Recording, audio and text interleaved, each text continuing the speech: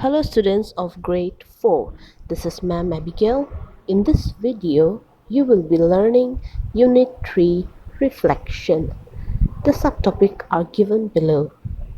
Nature is something we all experience in different ways. Over the centuries, poets have expressed their experiences of nature in a wide range of poetic forms.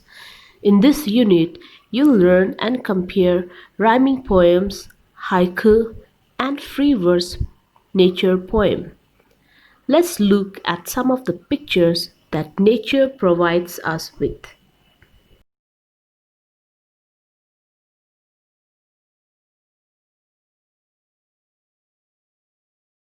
In this subtopic, we are going to learn two different poems written by the same poet.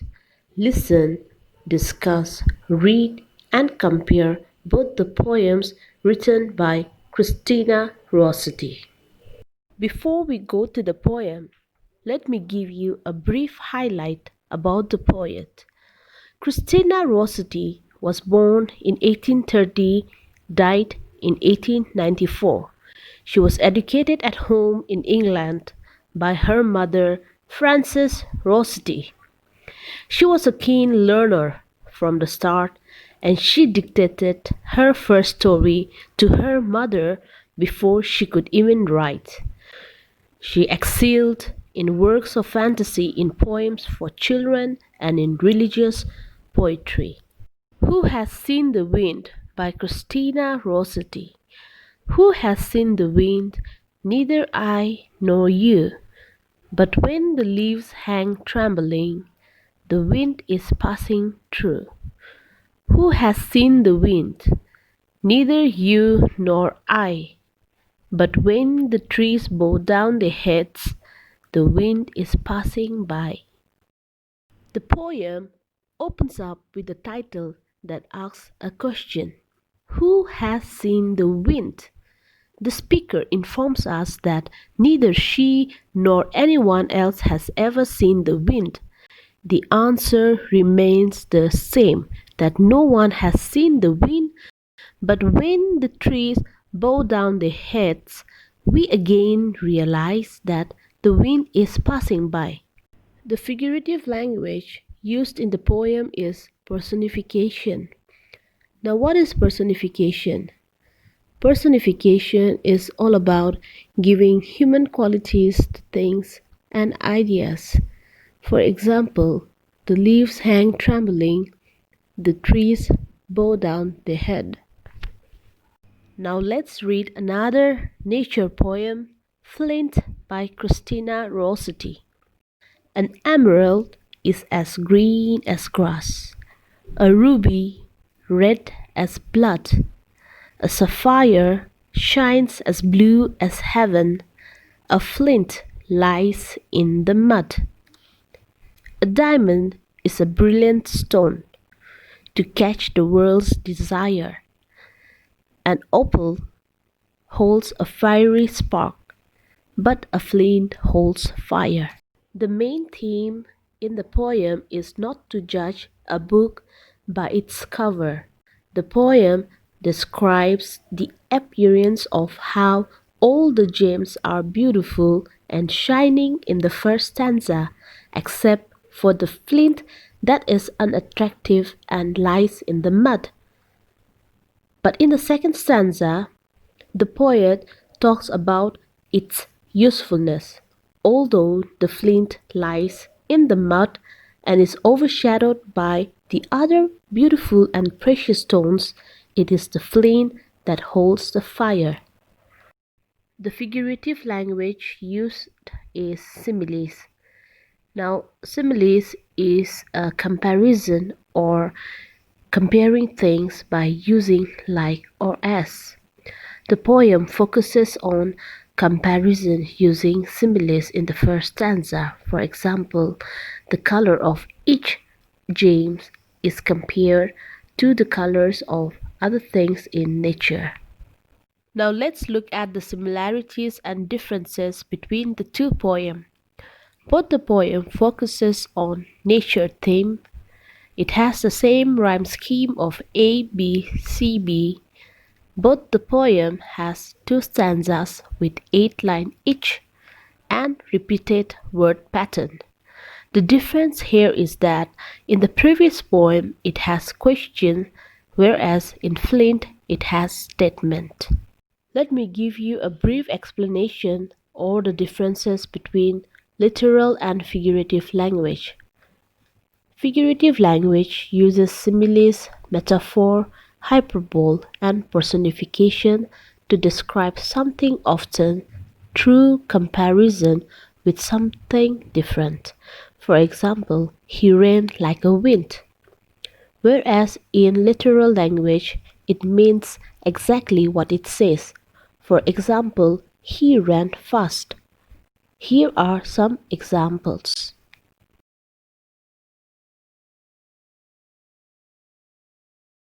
Understand the form of a haiku and write a haiku. Haiku. What is haiku? The haiku is a traditional form of short poem that originated in Japan. The structure of the haiku is based on syllable per line. Traditional haiku have variation that you could point out to the learners, while modern haiku usually have 5 syllables in the first and third line and 7 syllables in the middle line. Let's have a look at the structure of a haiku. The first line of every haiku has 5 syllables. The second line contains 7 syllables. The third or the final line contains 5 syllables. This forms a 5-7-5 pattern. A syllable is like a beat in a word. For example, hummingbird, hummingbird. It has 3 syllables. Celebration, 4 syllables. Haiku consists of one stanza of 3 lines. It has 5-7-5 syllable pattern and no rhyming word. Either the first or the second line ends normally with a colon, long dash, or ellipsis. The technique of cutting. The cutting divides the haiku into two parts with a certain imaginative distance between the two sections. Use the following notes about haiku to help you. A haiku is traditionally about something in nature. The first part is often a literal observation or description, and the second part is usually figurative. The last line is often a contrast or surprise using a figurative image. Let's read and compare different types of haikus on page number 47. A bitter morning. A bitter morning, sparrows sitting together without any necks. James W. Hackett. Ducks upon a lake, white plumes reflect off water. Silent bobbing cocks. Debbie Rigard. Swifts shape a flyby, their high riotous piercings, and 1 year's short past. Chris Jones. Let's have a look at the table and compare all the three haikus. Is the haiku to do with nature? Do the syllable fit 5-7-5 pattern? Was there literal observation in the first part and figurative images used in the second part? Identify the word used at the end of the last line. Is it a noun? And lastly, see whether the last line is a surprise or contrast.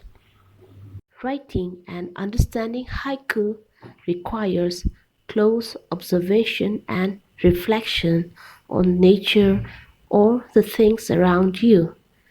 Concise word choice. That means words that are necessary or few words.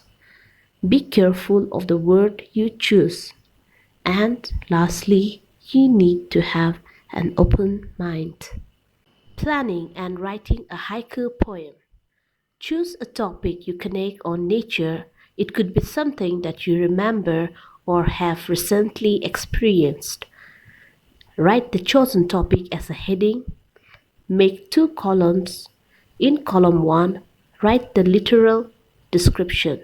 For example, what you might see, hear, touch, taste, or smell. In column 2, write some figurative images, particularly metaphors, to describe it in a surprising way. For example, use a thesaurus or dictionary to find words you have used to describe your topic. Write a first draft, and lastly, edit and improve your work. And finalize your poem and present it for display.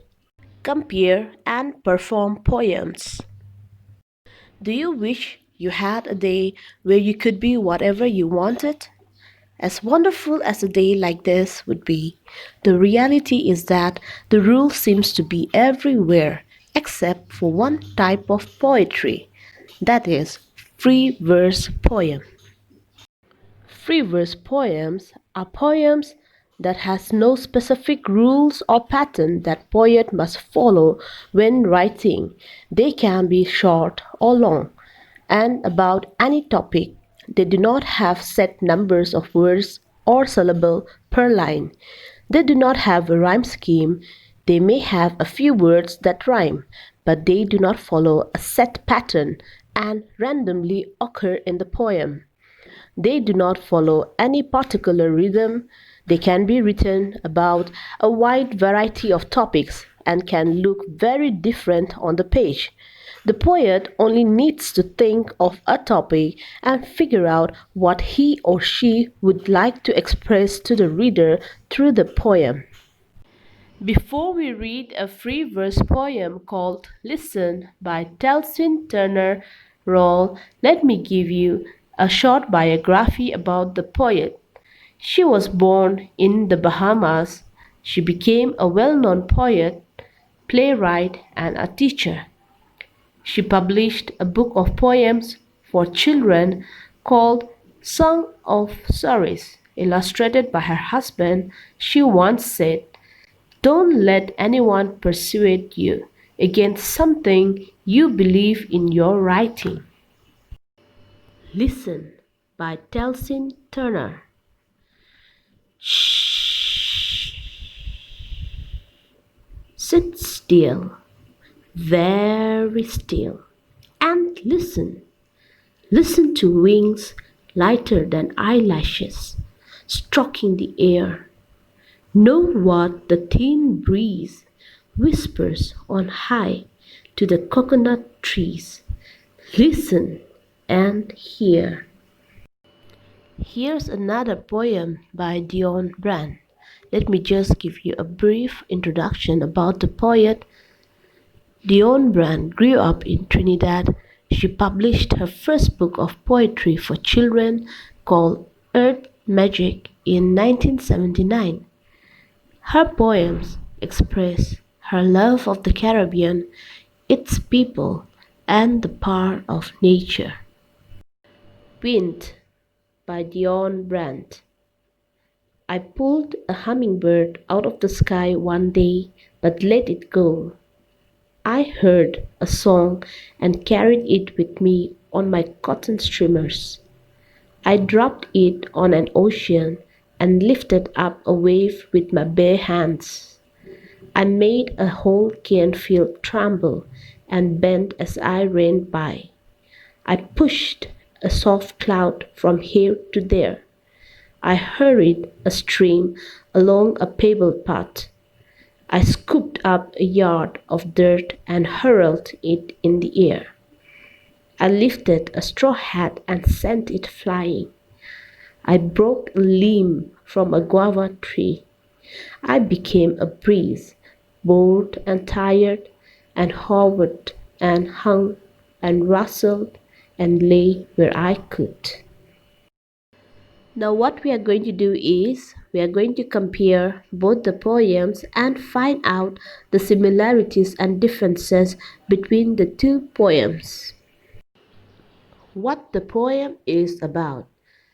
In the first poem, it is about someone listening to the wind, whereas in the second poem, the poem is about being the wind from the wind's point of view.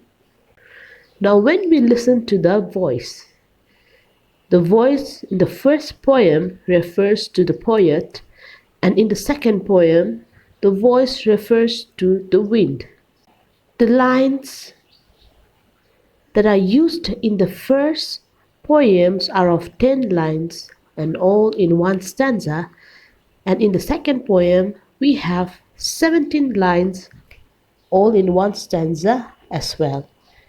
The repeated word used in the first poem is listen, whereas the second poem is I.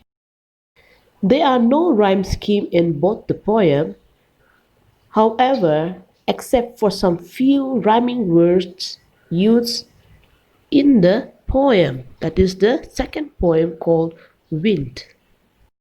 Exclamation mark and full stop are being used in the first poem, whereas in the second poem it is written in one long sentence with many listing. The figurative language used in the first poem are similes and personification, whereas the poet uses personification and alliteration in the second poem. The mood in the first poem is gentle, peaceful, and quiet, whereas the mood in the second poem is energetic and fun, lonely and destructive, and bold. The atmosphere in the first poem has slow rhythm and soft tone, whereas in the second poem the changes of rhythm and line length suggest the gut of wind moving quickly and slowly. That's all I have for you. Till then, stay home, stay safe.